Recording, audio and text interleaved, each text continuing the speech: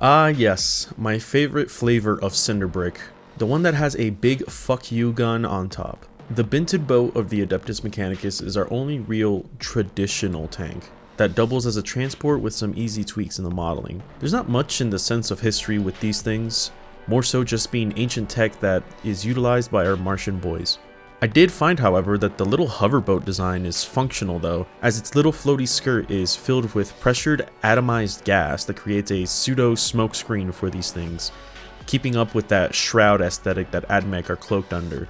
Also makes me think of how using smoke stratagems with these things aren't so much the launchers as they're supposed to be, and it's kind of like a Gravios with his gas attack from Monster Hunter. Let's start off with the simpler base of the Skorpius Dunerider, the only dedicated transport we have in our faction. This points efficient boat has a movement of 12 inches, toughness 9, 3+ save, 11 wounds, and leadership 7 with a 2 OC. These boats can carry up to 12 Admech infantry models, excluding Jump Pack, Cataphrons, and our Stilt Boy. This means that their option is basically just Battle Line Skitarii, the Electro Priests, and the Sicarians. Its only weaponry is the Cognis Heavy Stubber array. Never forget what gives us more power than a stubber. As per usual, it's your standard fare 36-inch range, 4-0-1 stubber, hitting on 4s of course. The best part of this stubber in particular is the 9 attacks that they come with, doubling due to the cracked rapid fire 9 keyword, sustain hits 1, and twin linked.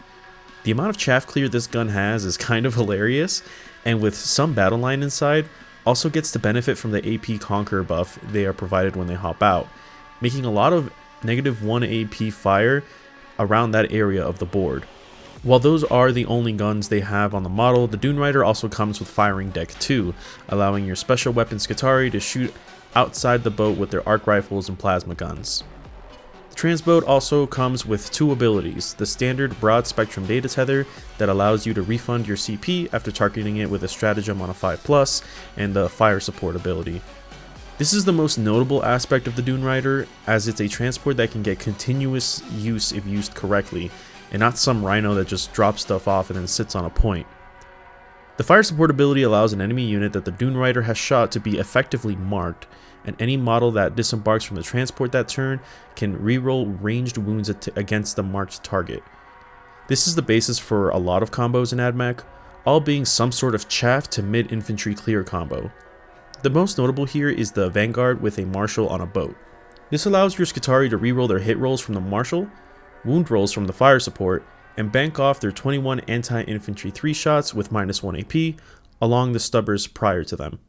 This can further be taken advantage of in Skitarii Hunter cohort with the Battlesphere uplink, allowing the Marshal and the Vanguard to make a normal move back into the transport and take advantage of the fire support the following turn while also being kept safe inside. This maneuver can also be done with Halo's Creed, but it will cost you a CP with the use of Analytical Divination. The second benefitter of this combo is the Tech Priest Manipulus with the Corpuscari Electro Priests, also known as the Corpi Bomb, being able to close the distance with their short 12-inch range gauntlets and pop out of a boat to dump a bunch of lethal sustain 2 attacks, and rerolling the wounds from their rather meager strength 5 weapons from fire support.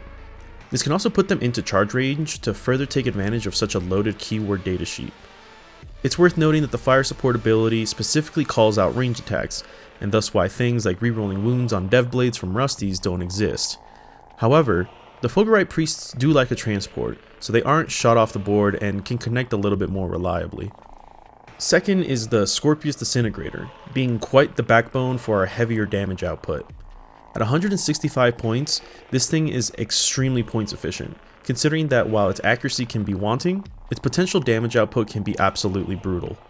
The stat block of the Disi is one that makes people jealous, having a 10-inch move, 10 toughness, 2+ save base, 12 wounds, and a leadership of 7 with 3 OC. Having a tank costed at 165 with a base 2+ save is extremely good, but unfortunately is one of the only models in our army without an invuln save. While this means that it can shrug off a lot of AP and cover, it is very susceptible to being cracked open. Starting off with what we're familiar with, it also comes with the Cognis Heavy Stubbers. This profile is effectively identical to the Dunerider with one caveat. These stubbers are split into 3 separate weapons, each with 3 attacks, totaling to 9 like we see on the boat with that rapid fire keyword.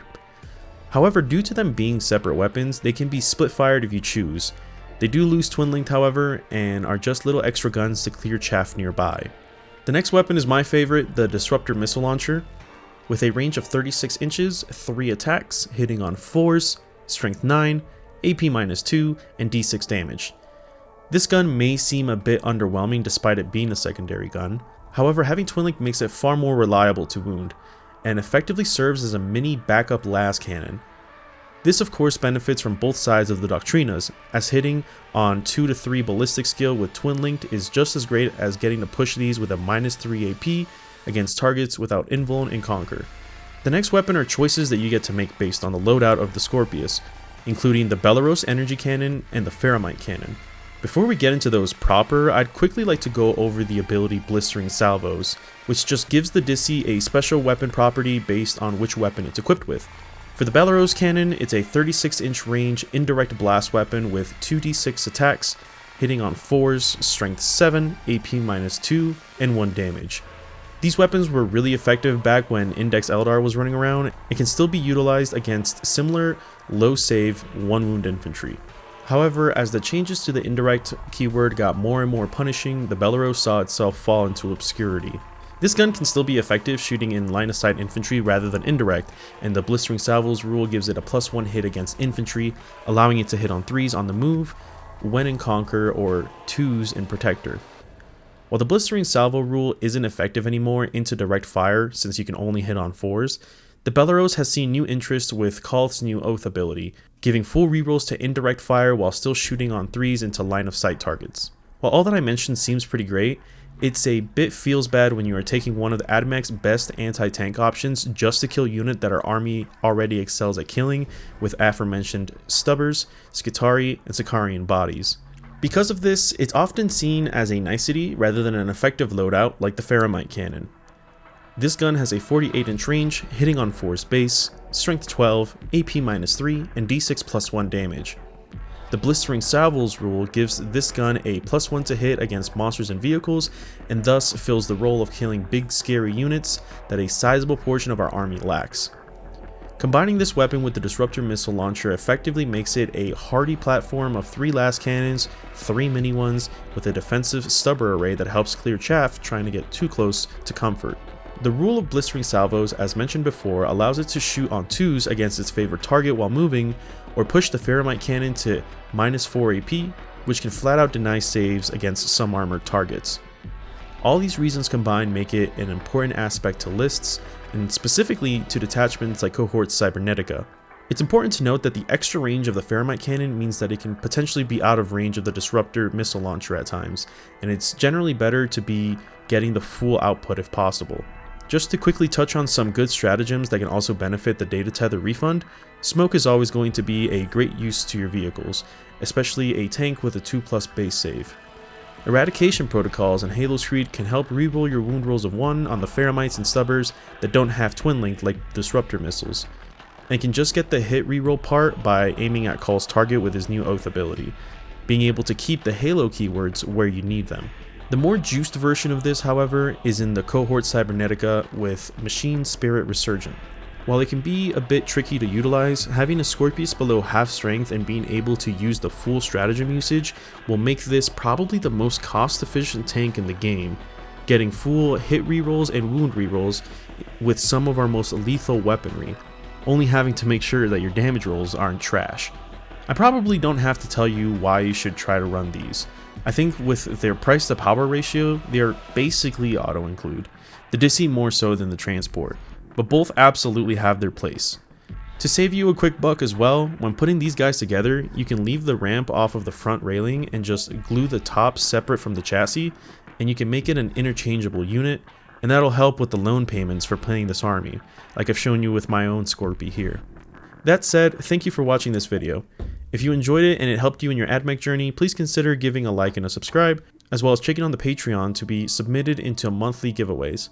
Also, check out my affiliate link at advanced.gg to get 10% off and help the channel. I've been like unnaturally addicted to the green tea hydration supplement, and it keeps me nice and watered during my tournaments. Also, check out Arco Techna, who has recently dropped more Mechanicus music, and go tell Kitto that Admech is finally doing good so they can play 10th edition.